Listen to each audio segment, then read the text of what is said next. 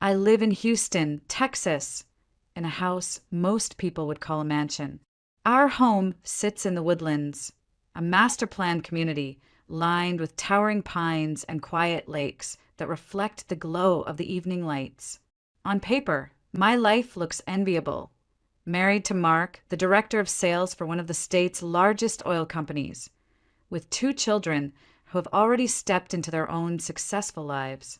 Sophie, my daughter, is 26 now, working in healthcare administration in Dallas. Ethan, 2 years younger, chose technology and quickly made a name for himself at a software firm in Austin. I often look at them and feel that rare kind of pride only a mother can carry. The deep satisfaction that everything you sacrificed was worth it. But that pride carries its own shadow, because when I trace back the journey that brought us here, I can't forget how different things once were. Mark and I started with almost nothing. In the early years of our marriage, we lived in a cramped 2-bedroom apartment just outside downtown. The kitchen sink leaked constantly, the old radiator clanged through winter nights, and the walls were thin enough that I could hear the neighbor's television like it was in our own living room. We couldn't afford more, but we were happy in a way that felt unshakable. We studied late into the night together. Mark worked shifts at a gas station to cover tuition, while I took on part-time work at a grocery store. I stretched every dollar, cooking simple meals, reusing clothes, and doing whatever it took to make sure he could finish his degree. I remember the way he used to look at me back then, with gratitude, with determination. He'd say, "We'll get out of this, Linda. I'll make sure you never have to worry again." And I believed him with every part of my heart. Slowly, his promise became reality. Mark graduated, then secured his first corporate job. Raises followed, promotions came, and with each step forward, our lives shifted. We traded the apartment for a small house, then eventually for the grand property in the woodlands. The garage filled with luxury cars, vacations became annual traditions, and the worry about bills faded. For years, I told myself this was the reward for the sacrifices we both had made. I stepped back from full-time work after the children were born, teaching part-time around their schedules. Instead, I poured myself into raising Sophie and Ethan, into keeping our household not just running, but thriving. I attended every school function, stayed up with them when they were sick, helped with homework, and made sure they grew up surrounded by stability. I wore the badge of a full-time mother and wife proudly, even when others looked at me as though I had chosen the lesser path. I knew in my heart that without my dedication, none of this, the mansion, the security, the perfect family image, would have been possible. For a long time, I believed I had built a perfect marriage too. Mark and I had been through so much together, and we had created a life that outsiders admired. At parties, friends would tell me how lucky I was, how strong we seemed as a couple. I smiled because, from the outside, everything did look flawless. But perfection has a way of cracking quietly. Over the past few years, I began to notice the small shifts, tiny fractures that most would overlook. Mark became quieter at home, less interested in conversation. The man who once told me every detail of his day now kept his stories for colleagues or business partners. At the dinner table, he was often distracted, scrolling through his phone, nodding absently when I spoke. Our evenings, once filled with laughter and shared dreams, grew silent. At first, I brushed it off as stress. His job was demanding, the oil market unpredictable, and I told myself he simply needed space. But the truth was harder to ignore. The warmth that had carried us through our hardest years was cooling, replaced by something that felt more like formality than affection. It was as if we had become business partners in running a household rather than husband and wife bound by love. I didn't want to admit it, not even to myself. I clung to the image of us that others admired, the story I had told myself for decades, that we had survived the worst together, so nothing could break us now. Yet deep inside, I knew those small cracks were real and they were spreading. What once felt unshakable no longer felt certain. I used to believe love was a fragile thing, something that could break without warning. That belief came from my first heartbreak, the kind of wound that shapes the way you look at every man who comes after. Back in high school, I was in love with Robert Evans, the boy everyone admired. He was handsome, confident, the kind of guy who could light up a room just by walking in. I thought he was my forever, until one afternoon I saw him holding hands with another girl, laughing as if I never existed. I confronted him, hoping it was a misunderstanding, but his casual shrug and the coldness in his eyes crushed me. "It's not serious with you," he said. That was the day something inside me broke. After that, I carried a wall around my heart. I smiled. I went to class. I laughed with my friends. But deep down, I told myself never to trust a man with my whole heart again. Mark was there in those years, though at the time I barely noticed. He wasn't the loud one in the cafeteria or the star of the football team. He was the boy in the back row, quiet, awkward, always carrying more books than anyone else. Looking back, I realized he had always been there, in the background of my life, watching with an earnestness I was too blind to see. Years passed, and I moved on to college, determined to rebuild myself. That's when fate intervened. One evening, my roommate dragged me to a performance at a local theater in downtown Houston. I remember the buzz of the crowd, the velvet seats, the smell of dust and old wood mingled with perfume. I wasn't expecting anything life-changing, just a night to distract myself. But when I turned to the row behind me, I saw him, Mark. Older now, taller, still carrying that same shy smile. After the show, he approached me with a hesitation that was almost endearing. "Linda," he said softly, as if saying my name was something sacred. We talked for hours that night, first about trivial things, professors, classes, mutual friends. But as the night wore on, the conversation deepened. His voice shook a little when he finally confessed, "I've been in love with you since 6th grade. I never had the courage to tell you." I was stunned. It felt surreal, hearing those words from someone I had always overlooked. But there was no arrogance in his confession, no expectation. Just truth, raw and simple. And for the first time since Robert shattered me, I felt something stir inside, a flicker of safety. We started seeing each other, slowly at first. Mark was nothing like Robert. He didn't sweep me off my feet with grand gestures or sweet lines whispered under the bleachers. He was steady, patient. Our first date wasn't dinner at a fancy restaurant. It was coffee in a small diner near campus. Our first kiss wasn't fireworks and drama. It was quiet, gentle, in the parking lot after he walked me home. But in that moment, I felt something I hadn't felt in years: trust.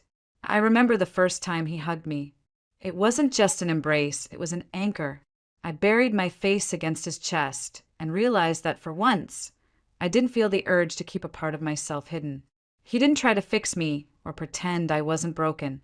He just held me, as if to say, "I see you and it's enough." That was the turning point. Love didn't have to be fragile, not with Mark. With him, it was sturdy, built on patience and sincerity. One step at a time, he helped me believe again. Eventually, that belief grew into a marriage, into a family. Sophie and Ethan came along, and our lives became a whirlwind of diapers, bedtime stories, school recitals, and laughter that filled every corner of our modest little apartment back then. When I look back now, it's that foundation, those simple moments of honesty and gentleness, that carried us through the hardest years. Our love wasn't born out of drama or passion that burns out. It was built brick by brick, a fortress that I thought nothing could tear down. But sometimes, even the strongest walls can begin to crack. The early years of our marriage were nothing like the life we live now. Our small duplex on the outskirts of Houston was cramped, its walls thin enough that I could hear the neighbors argue through the night. Money was always tight, and sometimes I'd sit at the kitchen table with a pile of bills in front of me, trying to stretch a single paycheck across groceries, utilities, and diapers. Still, I remember those days with a certain tenderness, because despite the struggle, we had each other, and somehow that made the burden lighter. Mark threw himself into work with a relentlessness I both admired and resented. He would leave before sunrise, his tie hastily knotted, coffee in hand, and return long after the children were asleep. Sophie was barely 3 when Ethan was born, and I found myself juggling a toddler on one hip and an infant on the other, while lesson plans for my students lay half finished on the dining table. Teaching was never a lucrative career, but it gave me a sense of purpose beyond diapers and dishes. I would stand in front of my classroom, chalk dust on my hands, and remind myself that I was still Linda, the woman with her own voice and mind, even as the demands of family pulled at me from every side. Those years were exhausting, yet they were also the years when I felt most needed. I would watch Sophie's curls bounce as she ran across the living room, or hold Ethan's tiny hand as he slept, and I'd feel a quiet pride in knowing I was the one holding our family together. Mark would come home late, weary and distracted, but when he did smile, when he bent down to kiss the children goodnight, it was as though the long hours were worth it. We told ourselves it was temporary, that all the sacrifices would one day build a better life for Sophie and Ethan. As the years passed, the sacrifices began to bear fruit. Mark's dedication at the oil company earned him promotion after promotion. He went from a junior sales rep scrambling to meet quotas to a respected manager with a team under him. With each step forward, our life changed. First, it was a used car that actually ran without breaking down every other month. Then, it was moving from our duplex to a modest single-family home, closer to the city. Eventually, after more than a decade of grinding effort, Mark accepted a director position. That promotion opened doors we never imagined when we were eating ramen noodles on a Tuesday night. I remember the day we moved into our house in the Woodlands. Sophie was heading off to college in Washington, and Ethan was preparing applications of his own. I stood in the foyer of that sprawling house, marble floors shining beneath my feet, and thought back to the peeling linoleum of our first kitchen. It felt surreal. We had climbed a mountain together, step by painstaking step. And yet, in that moment of triumph, there was a strange hollowness. The children were grown, their lives expanding far beyond our reach, and Mark was more absent than ever. His success came with endless business trips, late-night conference calls, and dinners with clients I never met. Our home was grand, but it often echoed with silence.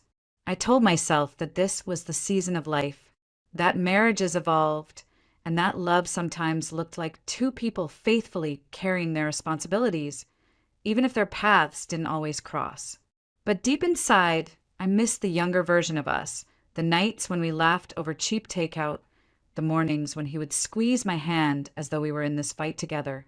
Still, to the outside world, our life looked perfect. A beautiful home, accomplished children, a husband whose name carried weight in the oil industry. And me, the devoted wife who had held it all together. Neighbors admired us. Friends envied us. And I smiled because that's what was expected. Only I knew that perfection can be deceiving, that beneath the polished surface, small cracks had already begun to form. I used to believe that nothing could shake the foundation of the life Mark and I had built. After years of sacrifice and devotion, I thought we had entered the season of peace, where love matures into companionship and loyalty grows deeper with time. But I was wrong. The cracks began quietly, almost invisible at first. Mark stopped asking about my day. He no longer listened when I told him stories from school. Funny little things my students said, the challenges of preparing them for exams. He used to smile, encourage me, sometimes even help me grade papers late at night. Now his eyes drifted toward his phone, his laptop, anywhere but me. I brushed it off at first. I told myself he was tired, overworked, climbing the corporate ladder. I cooked his favorite meals. I tried to keep the house warm and welcoming, but the distance only grew. Then came the comments, sharp, careless words that pierced deeper than he realized. Linda, you've let yourself go. You're always tired. You don't look like you used to. At first I laughed, pretending it was nothing, but each remark chipped away at me. I stood in front of the mirror at night, tracing the faint lines around my eyes, the weariness in my shoulders from years of teaching and mothering. I saw the woman who had given everything to her family, yet somehow was now invisible. That was when Chloe Carter appeared. She was young, vibrant, with hair that shone under the office lights, laughter that rang too easily. Mark mentioned her once, a new assistant, very capable. Then suddenly I heard her name too often. A slip of the tongue, a story retold, a smile he didn't know he was giving away. I tried not to think the worst. For weeks I lived in denial. But then Valerie Parker, my closest friend since college, pulled me aside one afternoon. Her face was pale, her voice low. "Linda, I don't know how to tell you this, but I've seen Mark's car more than once, parked outside an apartment building on Jefferson Street, always at night." The ground shifted beneath me. My chest tightened so hard I couldn't breathe. I wanted to scream at her, to deny it, to call her a liar. But Valerie's eyes held sorrow, not malice. She loved me too much to invent something like this. That night, I sat alone in the living room after everyone had gone to bed. The silence pressed in, and the truth began to unravel inside me. Every cold glance, every cruel word, every unexplained late night at the office, it all aligned too perfectly. Chloe wasn't just a name anymore. She was the shadow in my marriage, the third presence at our table, the ghost in my bed. Tears blurred my vision, but beneath the grief, something else stirred. A deep, simmering anger I had never known before. After all the years I gave him, my youth, my trust, my body that bore his children, Mark chose to betray me for a fleeting thrill. I clenched my hands until my nails dug into my skin. I whispered into the darkness, not to anyone in particular, but to myself. If this is true, he has no idea what I'm capable of. That Friday afternoon, the autumn air felt heavier than usual. My hands gripped the steering wheel tighter as I followed Mark's car down the familiar streets of Houston. For days, I had tried to push away Valerie's words, her gentle but hesitant warning that she had seen Mark's car parked near a downtown apartment building far too often. I told myself there had to be an explanation. Business, late meetings, client visits. But deep down, something inside me had already known the truth. And today, I needed to see it with my own eyes. When Mark's car finally slowed and turned into a shaded driveway, my heart pounded so hard it almost drowned out the sound of my own breathing. I parked a short distance away, hidden behind a row of trees, my fingers trembling as I clutched my phone. Then I saw her, Chloe Carter, young, graceful, walking out of the lobby with a smile that felt rehearsed, yet intoxicating.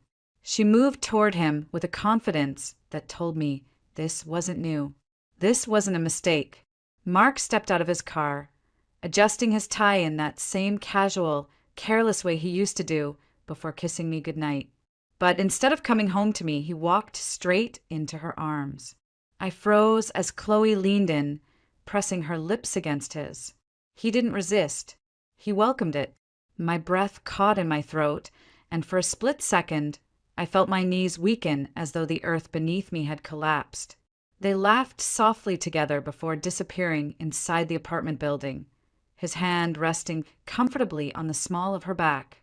That single gesture shattered everything. I couldn't breathe.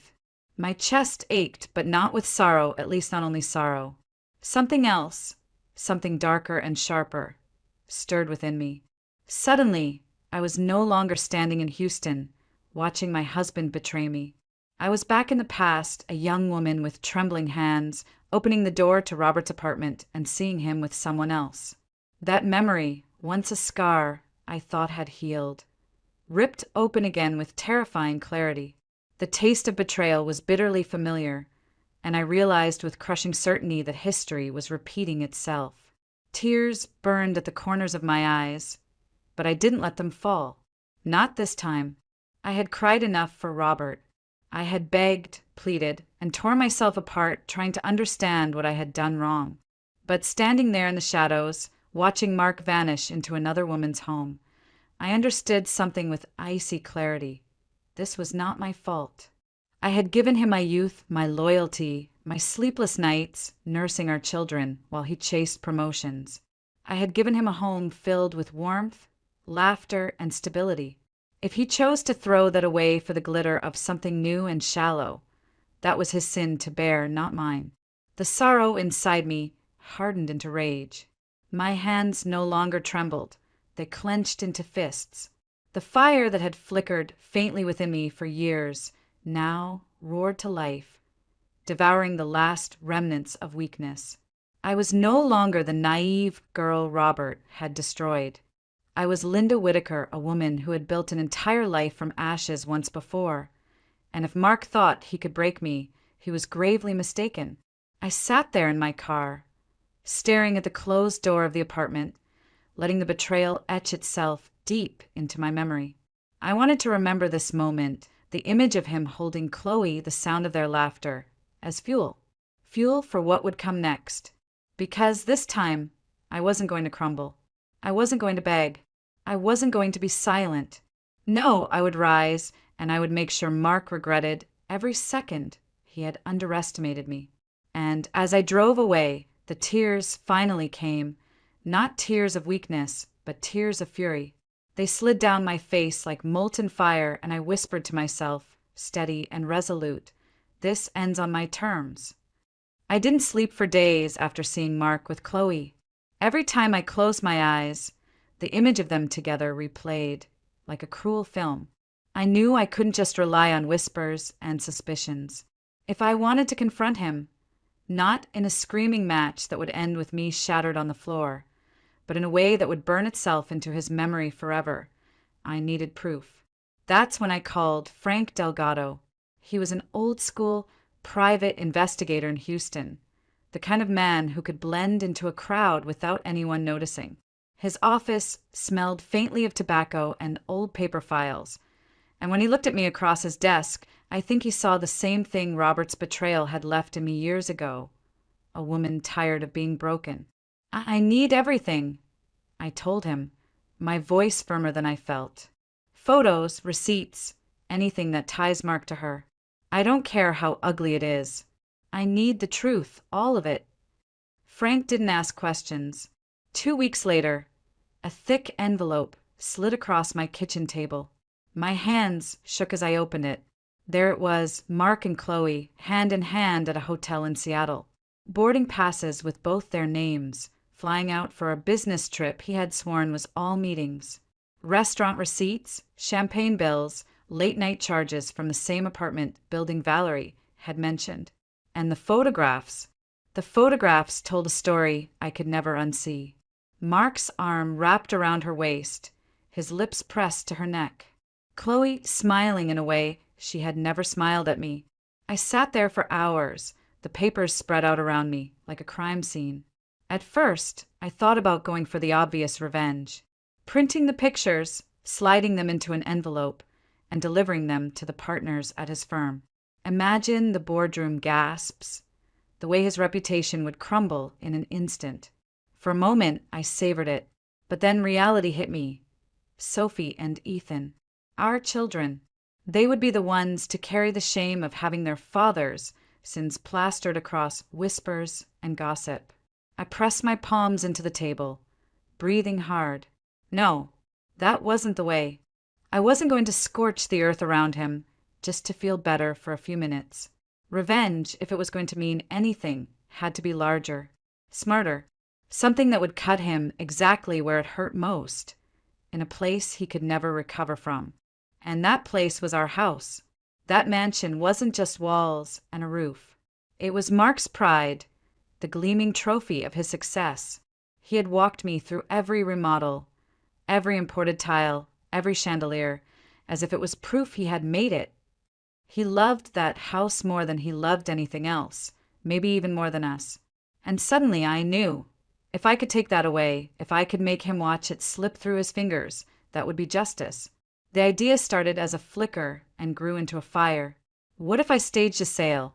What if, on paper, the house no longer belonged to him? A legal trick, a sleight of hand he would never see coming. He would think he was losing the crown jewel of his life, and by the time he realized what I had done, it would already be too late. I called my cousin Cassandra, Cass as everyone called her. She was sharp, savvy, the kind of woman who could charm her way through any negotiation. I laid it out for her in hushed tones over coffee. The fake sale, the transfer of documents, the appearance that the house was gone. Cass's eyes widened, then narrowed with something like admiration. "You really want to do this?" she asked, almost smiling. I looked down at the pile of photographs still sitting in my bag. My chest ached, but the fire in my veins kept me steady. "I don't just want to," I said quietly. "I need to." That night, as the house creaked softly around me, I traced the marble countertops with my fingers. Mark thought this was his kingdom. Soon he would learn it was never his at all. It was mine, and I was about to take it back in the only way he would never forget.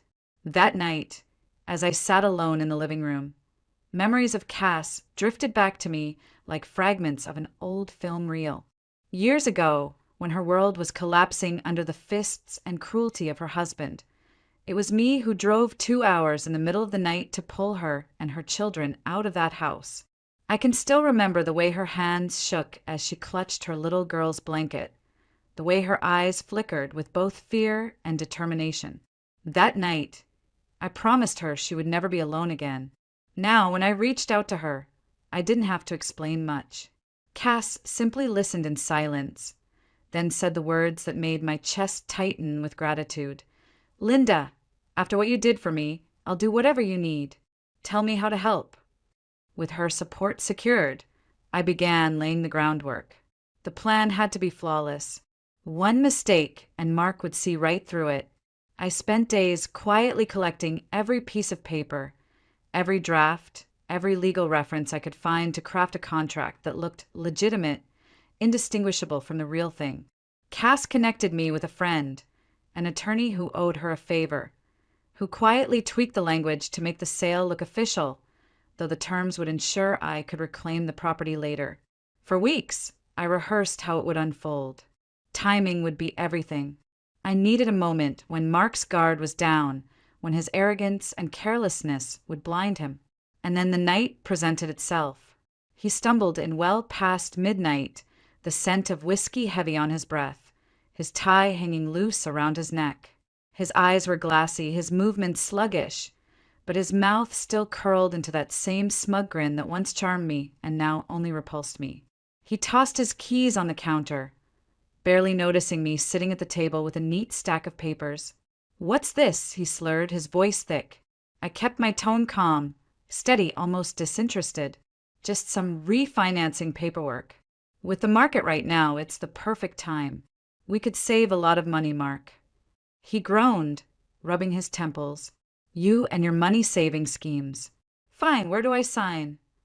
I slid the papers toward him, my heart pounding so hard I thought it might echo through the room.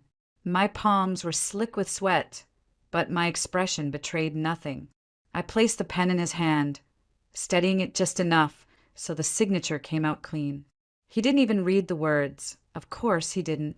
Mark had always assumed I existed to manage the details, to tidy up the loose ends of his life. With a careless flick of his wrist, he scrawled his name on the final page. The moment the ink met paper, a current of triumph surged through me. My entire body trembled with a strange mixture of fear and exhilaration. He had no idea what he had just done. No idea that in one drunken moment of arrogance, he had handed me the weapon I needed to dismantle him. He shoved the papers back across the table and staggered toward the bedroom, muttering something about an early meeting. I sat frozen, staring at his signature as though it were glowing, a sacred mark on the page. The air in the room shifted. For the first time in months, I felt like I could breathe again. I gathered the documents carefully, sliding them into the envelope Cass had prepared. My fingers lingered on the paper, savoring the quiet power that pulsed through me. This was my first real victory. Small, yes, but it was the foundation of everything that would follow. That night, lying awake in the silence of our vast, empty house, I no longer felt powerless. The walls that had once echoed with Mark's contempt now seemed to hum with a different energy mine. I had taken the first step, and there was no turning back. That morning, as sunlight streamed through the tall windows of our kitchen, Mark seemed unusually cheerful. He hummed while sipping his espresso, his crisp white shirt smelling faintly of expensive cologne. I knew exactly why. He thought he was still in control, still the husband pulling the strings. He leaned against the counter, flashing me a rehearsed smile. "Linda, I've been planning something special for us. Tonight, on our anniversary, I'll surprise you. Just you wait." His tone was smooth, almost smug. I nodded politely, suppressing the bitter laugh bubbling inside me. He had no idea that my surprise would eclipse his in ways he couldn't begin to imagine. All day, I moved through the house with steady purpose. The air was heavy with anticipation, yet my hands never trembled. In the guest room, I packed a leather suitcase with Mark's clothes, folding them as if I were preparing for a trip. But this wasn't a vacation, this was exile. On top of the neatly folded shirts and ties, I placed a manila envelope filled with the photographs Detective Delgado had given me. Mark, wrapped around another woman in airports, hotels, bars. Proof undeniable. Proof he could never spin. Then I carried the suitcase downstairs and set it in the center of the living room, right under the chandelier. A stage had been set. By evening, the house was quiet, candles lit across the dining room table. I wore a simple black dress, not to impress, but to armor myself. Mark arrived later than promised, the front door creaking open as his laughter filled the foyer. He carried a bouquet of lilies and a glossy envelope. "Happy anniversary, darling," he said, stepping forward with his theatrics. He handed me the envelope first. Inside was a set of travel documents. A week in Paris. 5-star hotel. Just us. A fresh start. His voice faltered slightly, as if he was trying too hard to believe in his own performance. I didn't reach for the bouquet. Instead, I gestured toward the living room. "Sit down, Mark. We need to talk." He frowned, sensing the change in air. His eyes flickered to the suitcase. "What's this?" he asked, his voice low, defensive. I remained calm, almost detached. From the coffee table, I lifted the stack of enlarged photos and dropped them into his lap. They spilled across his knees like shards of broken glass. Mark's face drained of color. His mouth opened, but no words came out. "You thought I didn't know," I said quietly. "But I knew everything. Every trip. Every lie." He reached for the papers with trembling hands, searching for an explanation. But I cut him off with the final blow. From the side drawer, I pulled out a crisp document, stamped and notarized the divorce petition. "Already filed," I said firmly. "And the house? Signed over. It's mine now, not yours." His eyes widened as he stared at the legal language. His own signature at the bottom of the deed. I could almost see the exact moment realization struck. That drunken night when he had scribbled his name without reading had sealed his downfall. The silence stretched heavy. He tried to stand, tried to protest, but I held up my hand. "Don't," I warned. "Everything you love, the house, your reputation, your comfort, it's gone. You gave it to me." My voice didn't rise. I didn't need to scream. Power doesn't need volume. For the first time since I had met him, Mark looked small, fragile, cornered. He sank back into the couch, clutching the papers like a drowning man clutching at driftwood. The bouquet slid from his fingers, petals scattering across the rug. "Linda, please," he whispered, his bravado stripped bare. But I felt no pity. Not anymore. I stood tall, the glow of the chandelier casting my shadow over him. "This is the end, Mark. Pack what's left of your pride into that suitcase. Leave this house tonight, because tomorrow it won't be yours to walk into." And in that moment, watching his empire crumble, watching him realize he had been outplayed, I felt something I hadn't in years. Freedom. When the storm finally passed, the silence that followed was almost surreal. Mark tried, for a short while, to cling to me as if his apologies and half-hearted promises could rewind everything he had broken. But his words carried no weight anymore. I had already stepped beyond the threshold of pain. I was no longer the woman who once wept behind closed doors. The final blow did not even come for me. Chloe, the woman he had risked everything for, the one he thought would always stand by him, walked away the moment she realized his fortune and his house no longer belonged to him. I remember seeing her car pull away without so much as a goodbye. Mark stood there like a man stripped of armor, abandoned by the very person he had gambled our marriage on. In that moment, he looked smaller than I had ever seen him. For me, however, it wasn't about revenge anymore. It was about freedom. Signing those papers, securing the house in my name, and watching Chloe vanish from his side. It all felt like chains falling off. I wasn't the victim anymore. I was the woman who chose herself, who stopped begging to be seen and started reclaiming her life. There were days in the quiet aftermath when I'd walk through the house and hear echoes of the past, our laughter in the kitchen when things were still good, his footsteps late at night, the arguments that never seemed to end. But instead of hurting me, those memories only reminded me how far I had come. The walls that once felt like a prison now stood as a fortress, protecting my independence, my dignity, and my peace. Standing in front of the mirror one morning, I barely recognized myself. My eyes no longer carried the dullness of exhaustion. My shoulders no longer slumped under invisible weight. I could finally breathe without fear of the next betrayal. Empowerment wasn't a sudden wave crashing down. It was a steady rise, a tide lifting me higher each day. People often believe that leaving a marriage means failure. I used to believe that too. But now I know the truth. The real failure is losing yourself in the process of trying to hold on to something that's already gone. Mark taught me that lesson in the harshest way possible. And though the scars remain, they are reminders of my strength, not my weakness. As I signed the last document finalizing our divorce, I felt no hatred, no anger, only clarity.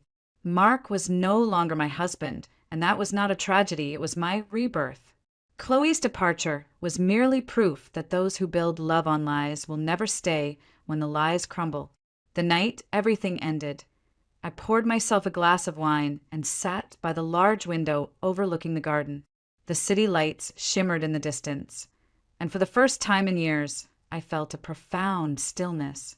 No tears, no pleading thoughts, no questions left unanswered. Just me, standing tall in the very house he had once tried to take from me, the house that now symbolized my victory.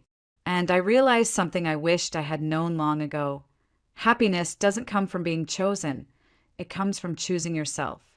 Love, no matter how intoxicating, should never cost you your dignity. Marriage, no matter how sacred, should never demand your silence in the face of betrayal. As I closed the curtains and turned off the lights, I whispered to myself, not in sorrow but in triumph, I am enough. I always was. And in that truth, I finally found peace.